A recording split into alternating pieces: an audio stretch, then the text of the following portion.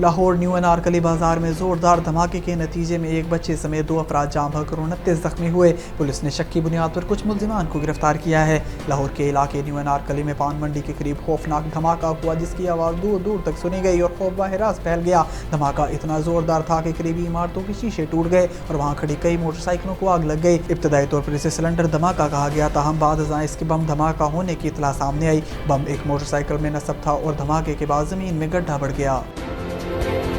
وزیر اعظم عمران خان کا کہنا ہے کہ مسلم لیگ نون کے عدلیہ کو دباؤ میں لانے کی تاریخ سب کے سامنے ہے۔ تفصیلات کے مطابق وزیر اعظم عمران خان کے زیر صدارت حکومتی ترجمانوں کا اجلاس ہوا۔ اجلاس میں وزیر اعظم نے معاشی ترقی کی گروتھ 5.37% تک جانے کا بتایا۔ وزیر اعظم کا کہنا تھا کہ کورونا کے باوجود معاشی ترقی کا 5.37% تک جانا بڑی کامیابی ہے۔